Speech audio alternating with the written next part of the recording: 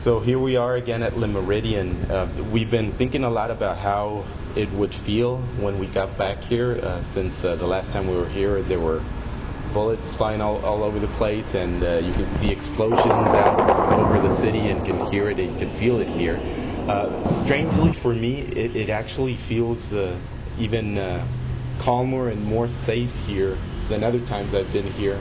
And maybe for me it's because being so close to what happened last time, now everything feels far away, that if something happens, we'll find out about it, and just don't figure that it'll be as close as it got this last time. What I keep feeling is sort of like a deja vu, but it's actually happening. So we were just downstairs eating lunch, and they started moving all of the tables outside like they did the night before, with the wine and cheese soiree right before the attack on the hotel. Or that, when we got our key, it was on the 3rd floor. So right down here, it's on the same floor as where the footage of the actual fighting, and when we got attacked was on this floor, and all of the same people.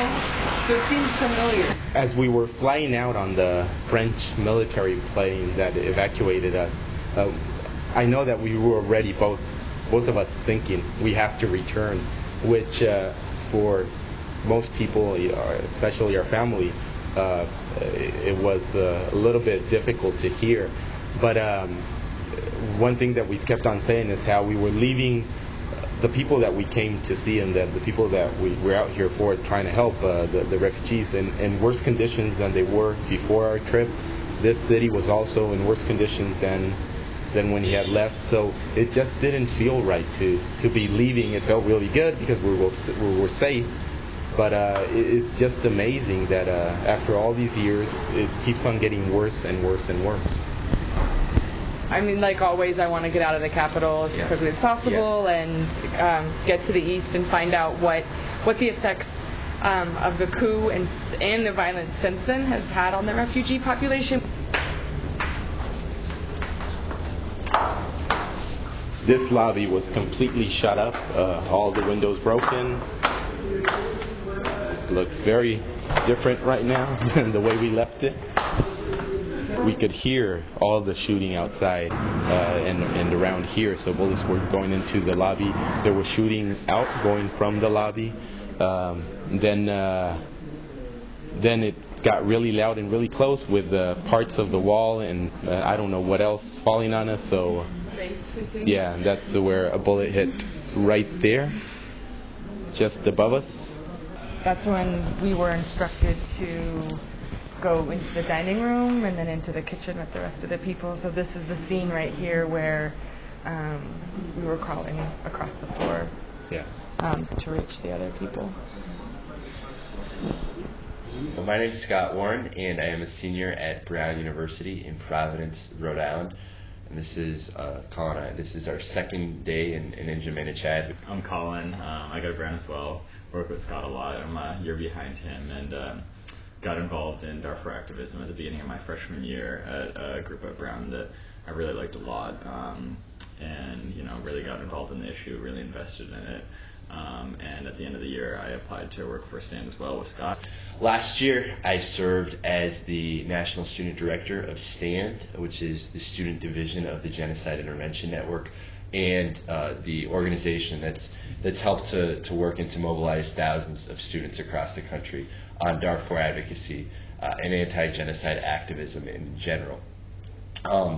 There are, at this point, I think, over 800 college and high school chapters across the country, thousands of students working on this issue. We even have some chapters internationally. I guess I'm sort of trying to have as few expectations as I can, because I know that there's no way I could have any clue, which says something in itself, and that there's all these people working back in the States, and if you don't know what life is for the refugees that have been displaced for this conflict, that says a little bit about the issue. So I think that's why this IACT is so awesome, is because it kind of should show people a little bit about what this really is, and what you can kind of expect in a refugee camp. I grew up all over the world, and I lived a few years in high school in Nairobi, Kenya, and sort of got interested in Africa through that. And my dad worked in Sudan for a bit, so I got interested in Sudan. And I interned in Congress during the summer of '04. And during that summer is a summer in which our Congress and our government made the unprecedented declaration of genocide in Sudan, which is the first time they've referred to ongoing atrocities anywhere in the world as genocide. And so I got really interested then, but was sort of confused actually, because it was the 10-year anniversary of Rwanda, and I'd always heard never again from our politicians, and here were our politicians actually saying that genocide was going on and not really doing anything to follow up that incredibly powerful rhetoric. So I sort of thought, well,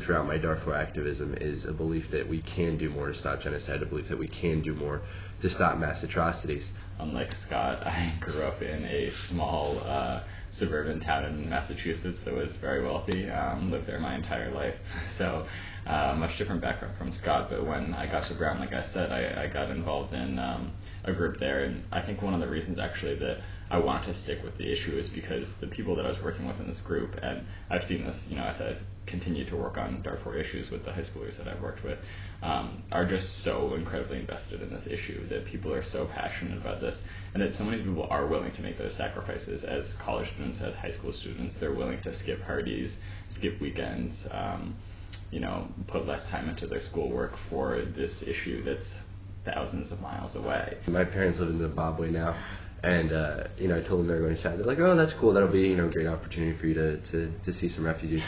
And then a few weeks later, and my dad works for the State Department, and there's a magazine that comes out, and they had an article about the embassy workers in the coup. And so my mom gets on the phone and she says, "So I'm reading this article," and she's like, "You guys aren't spending any time in Jamaica, are you?" So here we are. Over the next few weeks, to actually go into the camps will be a completely different experience, but one that I think will be equally invaluable for us to actually be able to meet the people that we've been working for so many years, and then hopefully we realize that we're just two of the thousands of students that have worked on this issue. So we hope that we can bring the stories of the refugees that we hear back to everybody else, that we can use them to motivate everybody a little bit more, and that this can be the start of more activism rather than sort of the culmination of everything that we've been doing.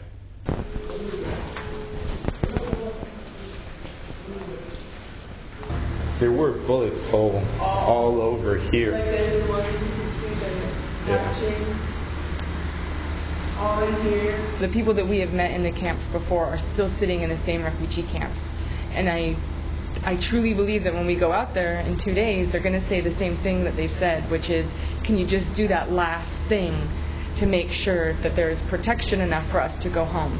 Because even if the genocide and the violence in Sudan and the entire situation in Sudan wasn't completely peaceful, as long as there was protection, they would return home. They want to rebuild their lives. They want to start doing that. And I think every morning when I wake up and I kind of figure out what I'm going to do with my day, I'm still astonished by the fact that this is still continuing after 5 years in Darfur, but after all of the millions of people that have lost their lives. And if they had protection, they wouldn't be in this situation. Yeah, those two words that you kept repeating are exactly the same words that you hear at any camp you go to from any group you sit down with, and it's protection and home. If they have protection, they'll go home. They're not going to be able to get it on their own. We need to help, and we need to do it now.